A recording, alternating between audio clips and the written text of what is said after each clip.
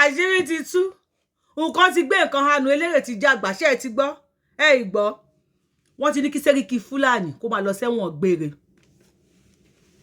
èmi kọ́ ni mo sọ adájọ́ àgbà ilé ẹjọ́ gíga ní ìlú Ìlọrin ló dá ẹjọ́ yẹn ó ní Sẹ́ríkì Fúlàní pẹ̀lú àbúrò ẹ̀ atẹ́nikẹ́ta wọn ó lẹ́wọ̀n gbére sòsé ní kán máa lọ o ìdájọ́ gbígbóná yìí ó jùúlẹ̀ ní àná òde àná November 30th 2023 ọgbọ̀n ọjọ́ oṣù kọkànlá ọdún 2023 tàwa nú ẹ̀ ló ju ìdájọ́ náà sílẹ̀ ayé pariwo pé ó ní bẹ́ẹ̀ ni ó ní kí ló dé tó yẹ pé ń ta gbójú okùn lé tí ò jẹ ní agba tẹ́kíní bá kẹ̀bẹ̀ tẹ́kejì kẹ̀bẹ̀ ó ní ẹlẹ́ẹ̀kẹta gbọ́dọ̀ jẹ́ àjẹǹjẹ tán ni ìyẹn ló dífá fún Sẹ́ríkì Fúlàní Alhaji Usman Adamu pẹ̀lú àbúrò ẹ̀ àti ẹnìkẹta wọn Gidado Idrisi tí wọ́n ní wọ́n pàdé àpò pọ̀ láti jí ọ̀gbẹ́ni Ahmed gbé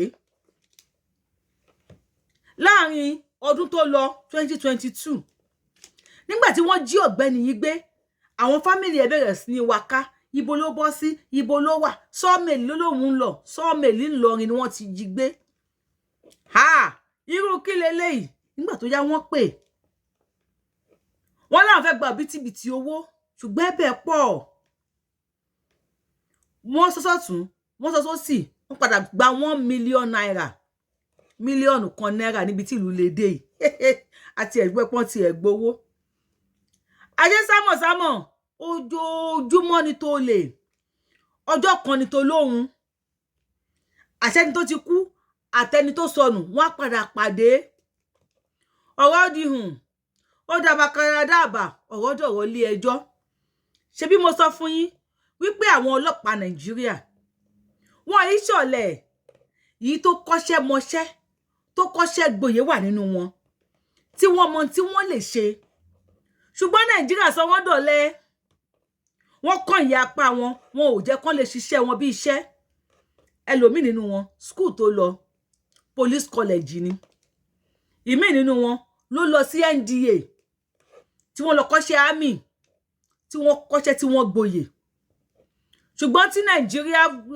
constitution tó ṣẹ́ wọn lápá ipò níbi tí wọ́n lè ní apá mọ́ ṣùgbọ́n eléyìí DSS Nàìjíríà accolade to you ẹ try lórí ẹyọ kan yìí ọlọ́pàá Nàìjíríà ẹ gbìyànjú ẹ lè ti máa ṣe tẹ́lẹ̀ ò ṣùgbọ́n eléyìí wọ́n láwọn àwọn máa dúró tì ní wọ́n ta tán ni ọ̀rọ̀ bá dọ̀rọ̀ kóòtù ó di gbọ́n mi sí omi òtó ó di fà mí ń fà ọ́ àwọn tí wọ́n náà jiyàn gbé tí wọ́n fi ẹ̀sùn kàn wọ́n pé wọ́n jiyàn gbé àwọn náà gba lọ́ọ̀yà wọ́n gba agbẹjọ́rò gẹ́gẹ́ bẹ́ẹ̀ ṣe mọ̀ pé ṣé àwọn lọ́ọ̀yà kò sí ní tó kàn wọ́n bá àbẹ̀rẹ̀ èèyàn lọ́wọ́ èèyàn tó bá ti pè wọ́n àwọn dìde iṣẹ́ owó tí wọ́n ní wọ́n ń ṣe wọ́n dé kóòtù lọ́ọ̀yà rojọ́ ó ní adájọ́ mi my lord ẹ fà àwọn olùjẹ́jọ́ mi sílẹ̀ ẹ jẹ́ kí wọ́n máa lọ láyọ̀ àti àlàáfíà my lord bá béèrè pé ń gbọ́ o lọ́ọ̀yà kí ni ìdí tí mo ṣe gbọ́dọ̀ fi wọ́n sílẹ̀ ẹgbọ́n tí lọ́ọ̀yà sọ ó nítorí kò sí ẹlẹ́rìí tó kójú òṣùwọ̀n tàbí ẹlẹ́rìí tó pé láti jẹ́rìí sí wípé lóòótọ́ ni àwọn olùjẹ́jọ́ ọ̀hún ni wọ́n jí ọ̀gbẹ́ni Ahmed gbé ní sawmill ìlú Ìlọrin olórí ìlú Kwara State adájọ́ wá rẹ́rìn adájọ́ ní pé àwọn olùkùwẹ́ wọ́n ti jẹ́wọ́ bí wọ́n ṣe ti mú wọn gbàrà báyìí fúnra ara wọn ni wọ́n ti jẹ́wọ́ máa gbé jáde fún yín fún àwọn bàdàn ti fẹ́ ara wọn sọ wípé lóòótọ́ ni àwọn gba 1 million naira lọ́wọ́ fámílì Mr. Ahmed káwọn tó tú sílẹ̀ lẹ́yìn 20 days ogún ọjọ́ wọn ò tiẹ̀ bẹ̀rù tó bá yẹ pé ènìyàn wà on medication tó bá lọ ní àtàkì oògùn wọn náà fẹ́ fún nínú igbó tán gbé lọ inú igbó tán gbé sí báwo ni wọ́n ṣe fẹ́ dù tó bá gbọ́ bọ́ ọkú gbé tó bá kú ó kú gbé nìyẹn ṣùgbọ́n eléyìí àtàdájọ́ àtàwọn ọlọ́pàá wọ́n jókòó sórí màtá eléyìí ni o wọ́n lójoojúmọ́ ni tó lè ọjọ́ kan tó lóhùn àwọn màtá eléyìí àwọn sit down put adájọ́ wá tẹ̀síwájú ẹgbọ́n tó sọ adájọ́ yìí ní báwo ni ò bá ṣe rí ẹni tá a fi jẹ oyè àwòdì tí ò lè gbẹ́dìyẹ ẹni tá a fi jẹ olórí ìlú tí ò lè ṣọ́lù gẹ́gẹ́ bí ẹ ṣe mọ̀ pé olórí ni wọ́n pè ní sẹ́ríkì bí baálẹ̀ bí ẹni tẹ̀mí àwọn aráàlú tó wà lágbègbè yẹn wà lọ́wọ́ ẹ̀ ni wọ́n pè ní sẹ́ríkì sẹ́ríkì Fúlàní sẹ́ríkì Fúlàní Alhaji Usman Adamu òní wọ́n fi jẹ sẹ́ríkì adájọ́ sọ pé ṣe bí ẹni tá a gbójú okùn lẹ́nìyẹn kí ló dé tí ò jẹ ni agba kí ló dé pé igi tá máa fẹ̀yìntì pé a ní sẹ́ríkì ládùúgbò tó máa protect wa o igi yìí ló wá fi gbogbo ara ṣẹ̀gún ọsàn tá a gbójúlé kíkan ló ń so fún ni mu ó ṣe jẹ́ wípé ẹni tó fi jẹ sẹ́ríkì àdúgbò sẹ́ríkì community òun gangan ló wá ń lè dí àpò pọ̀ máwọn ajínigbé ṣùgbọ́n lọ́yà ni àwọn olùjẹ́jọ́ wọn ò sí níbi tí kinní yẹn ti ṣẹlẹ̀ lóòótọ́ ni wọn ò sí ńbẹ̀ wọn ò sí níbi táwọn ti ṣẹlẹ̀ ṣùgbọ́n wọ́n dúró gẹ́gẹ́ bí bàbá àsàlẹ̀ ṣé ẹ rántí bóyá ká ní Tinubu ń try básìkò Tinubu ń try ṣùgbọ́n bàbá Tinubu tẹ bá bọ́lẹ̀ nǹkan kí ló máa ṣẹlẹ̀ ẹni tó fún lẹ́wọ̀n gbére tẹ bá bọ́lẹ̀ táwọn tiẹ̀ bá débẹ̀ ṣé wọ́n ní túlẹ̀ gbala rántí sẹ́ríkì gangan Sálù ńkọ́ nígbà táwọn OPC lọ sí ọ̀dọ̀ Sálù gbogbo aláfojú rí bí wọ́n ṣe ti àwọn ọmọ OPC mọ́lé tí wọ́n lo oṣù 3 ó lé lẹ́wọ̀n tí wọ́n padà fi Sálù lẹ̀ gbogbo alárí sẹ́ríkì gangan àrí Sunday ọmọ Adéyẹmọ Ìgbòho Òòṣà tó ní ayé dà lóhùn láàmú kò sí ní tó jọ lè máa pa ìran Yorùbá bí wọ́n ṣe ní kán lọ ka mọ́lé kán lọ pa pa ìyá ẹ̀ kórí tó yọ ọmọ orí àǹjínigbé ńlẹ̀ Yorùbá ni wọ́n pa àáfàá sí orí àǹjínigbé ńlẹ̀ Yorùbá lẹ̀mí àdògán bọ́ sí orí àǹjínigbé ńlẹ̀ Yorùbá ni Sunday Adéyẹmọ Ìgbòho Òòṣà ló dé ara èyí odi sí tí gbogbo bísínẹ̀sì ẹ̀ tẹ́ ẹ̀ kí ẹ̀ tó crumble tó ṣẹ̀wọ̀n àìmọ̀dí torí pé ó fẹ́ gba ìran ẹ̀ kalẹ̀ orí pé má jí wa gbé mọ́lẹ̀ Yorùbá ẹ jẹ́ kí ilẹ̀ Yorùbá tòrò sí ṣé torí ẹ̀kọ́ lẹ ṣe rán ọmọ Adéyẹmọ sẹ́yìn òdì ẹ freeze gbogbo business account ẹ̀ àti gbogbo account ẹ̀ pátá tó ti lè rówó ná bàbá Tinubu ẹ fẹ́ kásìkò tí yín yàtọ̀ ó máa yàtọ̀ ẹ fẹ́ kí ìdájọ́ òdodo ṣiṣẹ́ ó máa ṣiṣẹ́ ẹ fẹ́ fáwọn DSS láàyè wípé náà bá ti mú kọ́ mẹ́sọ̀ páwọn sìn dẹ́wọ̀n kọ́ sìn dé kóòtù kí adájọ́ wá sìn dẹ́wọ̀n àbí ó máa ṣiṣẹ́ ṣùgbọ́n tẹ́ ẹ bá bọ́lẹ̀ ń bẹ̀ ńkọ́ tẹ́ ẹ bá bọ́lẹ̀ ń bẹ̀ ńkọ́ kí ló tún máa ṣẹlẹ̀ nílẹ̀ Nàìjíríà ẹ jẹ́ á kà síta kẹ́ ẹ gbọ́ ẹ kà lọ sínú ìwé Vanguard ká lọ kà fún yín níbẹ̀ kẹ́ wá fojú ara yín rí àwọn ilẹ̀ ń wò lẹ́gbẹ̀ẹ́ mi yẹn àwọn ọmọ oró tẹ́ bá ń gbọ́ àwọn ọmọ oró àwọn nìyẹn ránkà dédé aláàjì àwọn ṣà ń gbowó ni wọ́n ṣà ń gbowó ni wọ́n ṣe fàlàpàpà wọ́n ṣe fòlòpòpò bí yóò bá wá jẹ́ kà náà àmọ́ jiyàn gbé ẹ jẹ́ a gbọ́ let's go there. Wọ́n ní court sentence Seriki Fulani of Kwara 2 others to life imprisonment for kidnapping ó lẹ́tì kẹ́ o Seriki Fulani àtàwọn méjì kan yẹn àbúrò ẹ̀ pẹ̀lú Usman Idris ẹ̀wọ̀n gbére nọ́dá fún wọn. The Seriki Fulani of Kwara State, Alhaji Usman Adamu, his brother, and one Gidado Idris have been sentenced to life imprisonment by a Kwara State High Court sitting in Ilorin for conspiracy of kidnapping and kidnapping itself. Ó dùn mí tí mi ò gbóyìnbó. The trio of convicts were sentenced on Thursday, 30th of November 2023. They were accused of kidnapping Abubakar Ahmad and allegedly collected a ransom of 1 million naira before his eventual release after spending 20 days in their captivity. Oh, let it go. Hey, Olomaja Ashirin o. The kidnapping incident happened in mid-2022. Ọjọ́ pẹ́, aṣiwèrè gbàgbé, àṣẹni tó kú àtẹni tó sọnù. Wọ́n padà ríra wọn jọ́ kan, Ṣàngbọ́n o. Kwara State Director of Public Prosecution, DPP, Idowu Ayola, brought the 3 defendants before the court for alleged conspiracy to kidnap and kidnapping itself.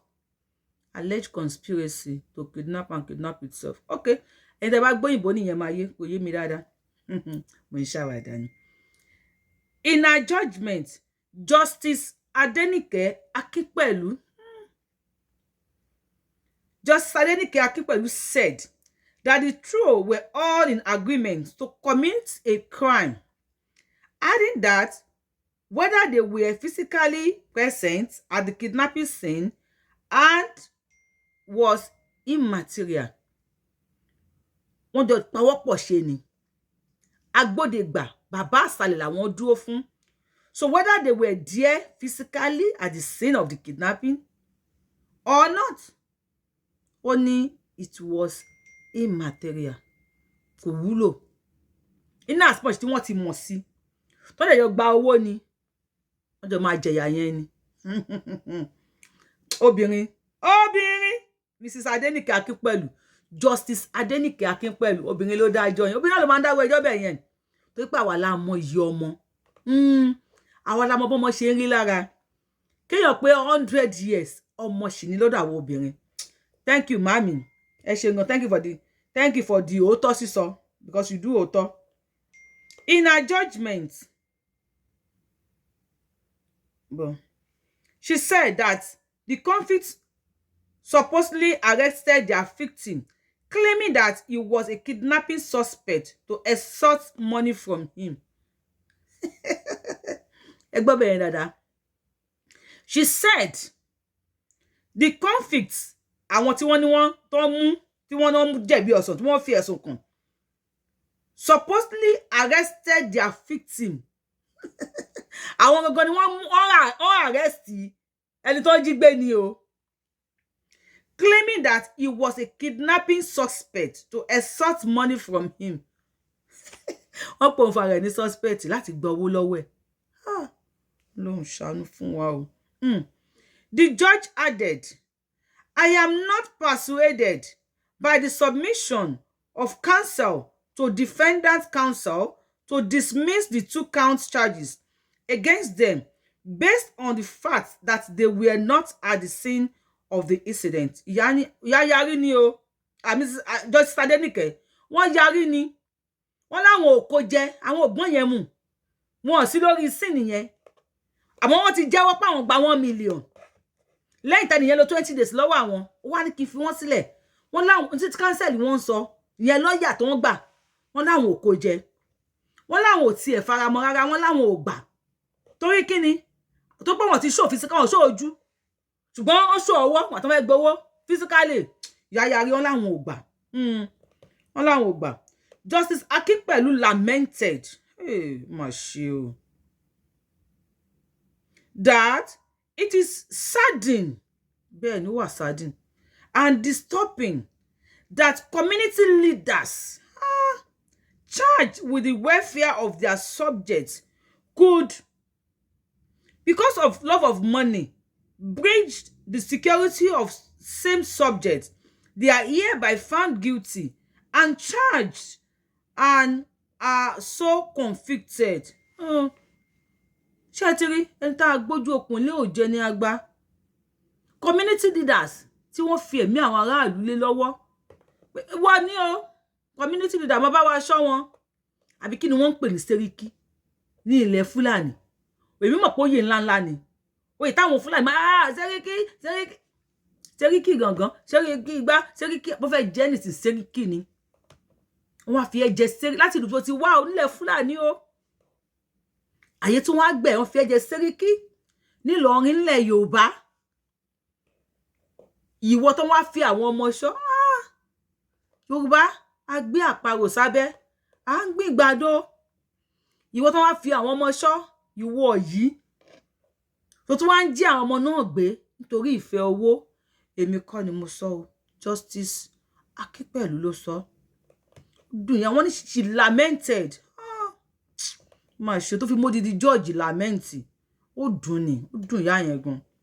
Ó dùn ni. Bí jẹ́ pé àwọn olórí ẹ o community leader, community ó fẹ́ mú anything, ẹ tẹ́ fi jẹ́ community leader àbí. Bí ẹ kó máa yẹ ọpọlọ wọn wò àbí kó máa ó dẹ̀ pé àti detector ò tí sí tó máa detect ọkàn bí ọkàn èèyàn ṣe rí kó tó fìyàn jẹ olórí. Bóyá káwọn òyìnbó bá wá ṣe detector. Ìjà kan síwájú. After listening to the conflicts, allocutors P, mi ò gbóyìnbó pressure ti wà o. The judge said that the section 15 of the lead state anti-kidnapping law, the court cannot exercise any discretion of leniency. So you are hereby sentenced to life imprisonment. The sentence is to run concurrently. Hey, òyìnbó pọ̀ o. Ọlọ́run ṣàánú fún mi, ta ló ní kí n má lọ sí school. Ríṣẹ́ báyìí. Pójú àwòlàwò fi ń gbọbẹ̀. Ẹ try. Ọlọ́run. Justice Akínpẹ̀lú. Ẹ try. DSS. Ẹ̀yin tẹ́ ṣiṣẹ́. Ẹ̀yin náà try. Ẹ gbìyànjú. Ṣùgbọ́n àìmọye èèyàn tí wọ́n ti pa. Before now. Tí wọ́n ti dẹ́mi wọn légbodò. Kí ló ti dé ẹ̀ jáde? Kò sí nǹkan kan. Ẹni tẹ́ wá fún ní ẹ̀wọ̀n gbére yìí life imprisonment yìí. Kí ló fún èmi àti yín ní assurance? Kí ni assurance tá a ní? Bàbá Tinubu ò ní wọ́n lè lò láíláí. Wọ́n ò lè lò 20 years lórí àpèrè. Nígbà tí ìṣàpèrè ọba, ṣe bá àpèrè presidency ni. Tó máa wá bọ́lẹ̀ lẹ́ni. Táwọn Gàmbàrí débẹ̀, ṣé wọn ò ní túmọ̀ àyíkalẹ̀? Ṣé rántí Sálù tí wọ́n ní wọ́n ṣe jailbreak ní Ọ̀yọ́ state dè ní. Àwọn tó wọ́n ní wọ́n ṣé wọ́n ti dá Sálù padà sẹ́wọ̀n. Seriki gangan ńkọ́ ó yan fanda ó rìn kiri. Yorùbá a ti gbé àparò sábẹ́ a ti gbìgbàdo àwa náà mọ̀. Ṣé pé tí mú wa sáàrin sìn àwọn Ìgbò náà tún ti jáde lẹ́nu. Wọ́n láwọn ti wà ní Nàìjíríà tipẹ́ everywhere in Nigeria tipẹ́tipẹ́. A máa mú yẹn náà wá fún yín pẹ̀lú pẹ̀lẹ́pẹ̀lẹ́ ni. Ṣé pé ó ti mú wa sáàrin gẹ́gẹ́ bí ọ̀rọ̀ tèmi Yorùbá wo yìí ń sọ fún yín láti ilẹ̀. Ṣé pé wọ́n ti mú wa sáàrin Fúlàní mú wa sáàrin Ìgbò mú wa sáàrin àwọn obìnrin náà ti mú wa sáàrin. Nǹkan ti ṣe ọmọ Yorùbá. Kọ́lọ́run bá kó ṣàánú fún wa ni. Ẹyẹ jí wọn gbé, ẹyẹ pa wá. Oni Sunday Adéyẹmọ pariwo títí. Tó fi darẹ́ ẹ̀yìn odi. Tí ẹ̀mí ìyá ẹ̀ fi sọnù. Ìjọba Nàìjíríà. Ṣé rò bóyá ìyá ti fẹ́ kú ni? Arúgbó rọ́jú lọ sọ́run. Ẹni kó kílé kókó náà. Ta lóhùn kó kú? Lórí ẹ má pa àwọn ọ̀ràn mi. Oni Sunday gbòde ló darẹ́ ẹ̀yìn odi sí. Tẹ́ bá wá bọ́lẹ̀ bá Tinubu.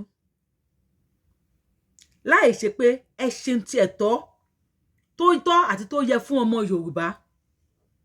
Asúnkún sí ni o. Ó fi kun pamọ́ ni. Tí kò bá wá níkun, á padà wá ní kẹ̀lẹ̀bẹ̀. Ẹkún ló máa ń bá ikún wá. Yìí tẹ́ ẹ ṣe yìí. Ẹ ṣe. Ṣùgbọ́n tí náà ò bá tán láṣọ. Ẹ̀jẹ̀ ò lè tán lè kánná. Báwo lẹ̀yin ṣe wá rò wípé iná máa tán nínú aṣọ tó dọ̀tí? Iná ò lè tán bẹ́ẹ̀. Èyí ni ò ní jẹ́ kẹ́jẹ̀ tán lè kánná. Out of many ẹ ti mú kan sìn tí mo ti wà o mi ò tí gbọ́rú ìdájọ́ báyìí rí èyí tẹ́ ń wò mí mi mọ̀ bóyá ẹ ti gbọ́rú ẹ̀ rí o tí mo ti wà pérégedé ibo látàrí pé wọ́n jiyàn gbé yìí mi rò bí mo ti gbọ́ pé wọ́n rán Fúlàní kan lọ sẹ́wọ̀n rí ṣùgbọ́n ẹ̀rọ kan tẹ́ ṣe yìí ẹ gbìyànjú o tí ò bá lábòsí nínú kọ́nú kọ́rọ̀ pé létà a padà gbọ́ pé ṣó ti yé yín ṣó ń kílí ẹ̀ ẹ̀yin tẹ́ ń wò mí ẹ gbìyànjú ṣùgbọ́n bàbá Tinubu tẹ́ ẹ bá ní oore kan tẹ́ ẹ fẹ́ ṣe fún ìran yín tí ìran yẹn máa pariwo orúkọ yín títí láéláéláé tani ayé bàbá Bọ́lá Ahmed Tinubu gbàtọ́ jẹ́ ìjọba à ń sọ̀rọ̀ Awólọ́wọ̀ dọ́là a máa sọ ti yín náà ó ń sọ tiwa ẹjẹ́ á sọ ti wọn wọ́n máa ń sọ tiwa ẹjẹ́ á sọ ti wọn ọ̀rọ̀ ń bọ̀rọ̀ bọ̀ ògbọ́ bí mo ṣe ń wí ọ̀rọ̀ ń bọ̀rọ̀ bọ̀ eégún aláré bàbá Tinubu a máa sọ nípa tiyín tẹ́ bá ní ìrànlọ́wọ́ tẹ́ máa ṣe fún ìran Yorùbá ìran ọmọ aládé àsìkò tẹ́ máa ṣe nìyí o wọ́n ti sọ fún pé Lagos is no man's land yìí o àwọn Benin ọba Benin wọ́n ti ní àwọn nínú Lagos state Balógun Bísóyè àwọn náà ti pìtàn wọ́n láwọn bọ̀ọ̀dún nínú Lagos state bóyá ẹ mọ̀ pé látàárọ̀ àwọn ọmọ Yíbò ti ń lẹ pósítà káàkiri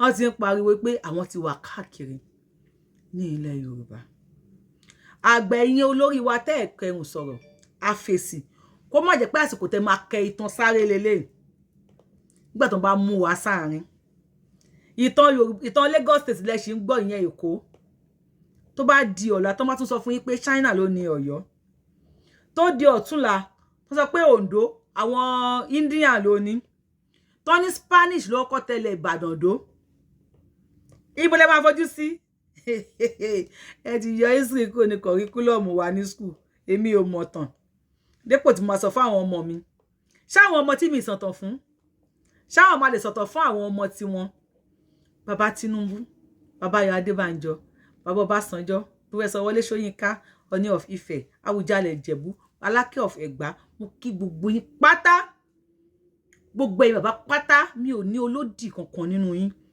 pọ̀tọ́ ní Bọ̀ọ̀nù ni àwọn Tinubu àkọ́kọ́ ti wá mo wá wò pé ẹ fún oyè Tinubu ńkọ́ ẹ bá mi pín ètò yìí mo fẹ́ kí àwọn tó bá mọ ìtàn kó wá sọ ìtàn ìyá ẹ fún oyè Tinubu fún mi obìnrin takuntakun tá a gbọ́ wípé Ẹ̀gbá ni wọ́n ti wá Aláké Ẹ̀gbá bàbá tẹ́ ẹ bá lè bá wa sọ ìtàn ẹ fún oyè Tinubu inú wa ò bá dùn ó lè má jẹ́ pé ẹ̀yin gangan ṣùgbọ́n bá wa sọ fún àwọn ọmọ kan tí wọ́n jẹ́ bàbá fún àwa tó jẹ́ ọmọ fún ẹ̀yin kó lè kan ẹnìkan kó tún kan ẹnìkan kó tún kan ẹnìkan kó lè bá kan orú àwa yìí náà pé ta ni ẹ fún oyè Tinubu obìnrin takuntakun nílẹ̀ Yorùbá báwo ni Tinubu ṣe jẹ́ Bọ̀ọ̀nù kò yé wa we need to know ṣe ti gbọ́n ti mú wa sáàrin sìn à ń jèkú ọ̀ràn kó tán wọ́n tún ti ń gbọ́nwọ́ ẹ̀ sáwọ̀ ogun ti Fúlàní jí wa gbé ojú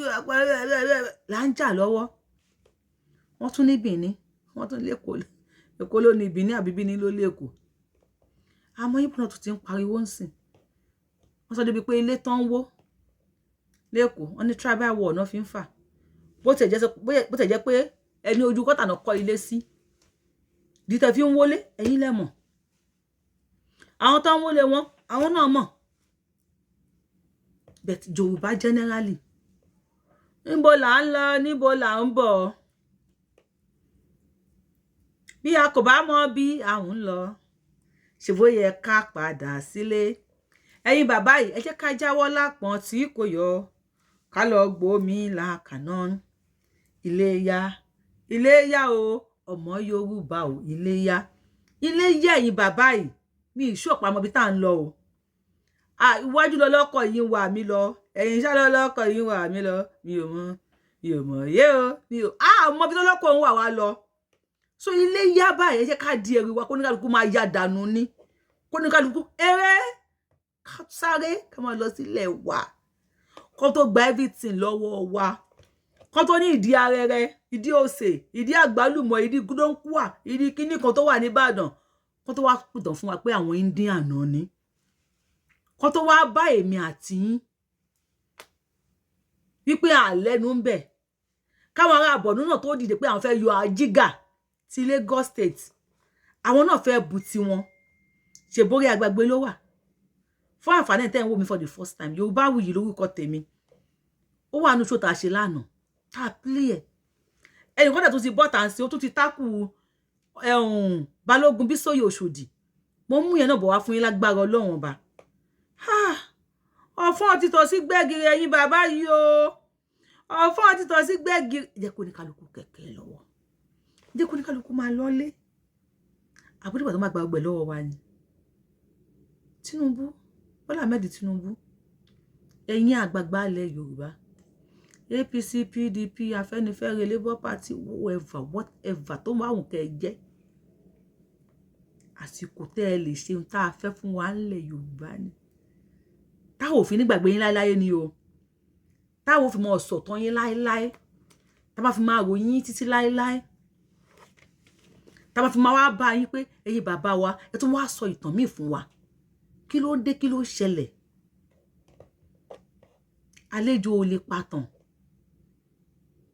tó bá wà ní yàrá oníyàrá kẹ́ wà nínú ilé wa lórí ilẹ̀ Yorùbá wa a lè ṣe yín ní nǹkan kan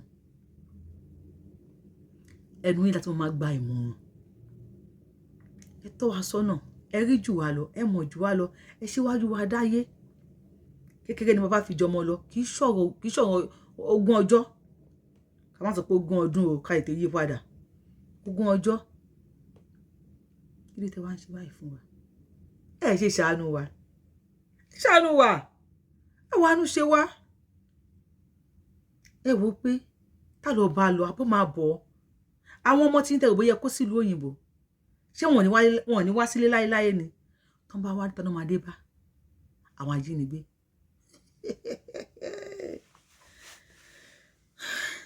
wọ́n ní wọ́n lè rewrite history ọmọ tẹ́ bá sọ ìtàn fún kọ́ ló máa mọ̀ bóyá wọ́n rewrite history òun àbí wọ́n rewrite ẹ̀ ìtàn tó bá òbí ní sọ ṣàmọ̀ bóyá òótọ́ ni bóyá arọ́ ni nígbà táwọn ní history tẹ́yìn àgbàgbà wa ò dẹ̀ ní ẹnu láti bọ́ta wá sọ fún wa pé báyìí ní history o báyìí ló ṣe jẹ́ o báyìí ló ṣe mọ sọ fún wa táwa náà dẹ̀ lè sọ fún àwọn ọmọ wa tó ráàmọ̀ Balógun Abísóyè Òṣòdì ẹ wá ní wọn lè rewrite history téèyàn bá mọ̀ ni wọn lè rewrite ẹ̀ tó bá di ọjọ́ ọ̀la tó máa fi tó set àwọn ọmọ wa dá àwọn ọmọ wa tó bá sọ fún wọn wípé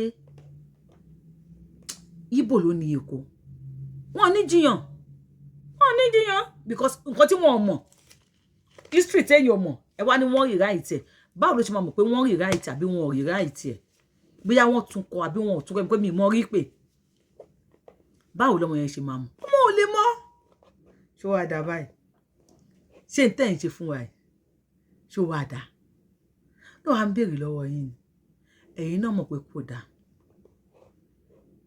ṣùgbọ́n láwọn bá wa kó sí inú Elédùmarè bá wa bẹ̀ yín Ọlọ́run á bẹ̀ yín fún wa á kọ́ yín mọ̀ ṣe ẹ lè mọ̀ wípé ìran aládé ni wá kò jẹ́ ká wá di ẹni tó máa wá lé kúrò nínú ìlú tá máa lọ sunú igbó tàbí inú ìgbẹ́ tàbí tó máa da láàrin kiri tá máa wá tẹ̀lé màálù àbí tẹ̀lé ẹran kan lọ síbì kan kò jẹ́ kọ́mọ ẹlẹ́ran kó máa jẹ gungun kò tọ́ sí ọmọ aláṣọ kó máa wà kísà ìtìjú ni fún ọmọ ẹlẹ́mu láti máa pariwo òǹgbẹ ṣùwádà ṣe máa ṣe ẹ bá mi pín ètò yìí ó kọ́ àwọn bàbá wa ẹni mo ní kàn jọ if there is any way tó máa fẹ́ fi assist wa àsìkò yìí ni àsìkò ẹ̀yọ̀ kan yìí wọ́n lè ṣe ohun tí Yorùbá fẹ́.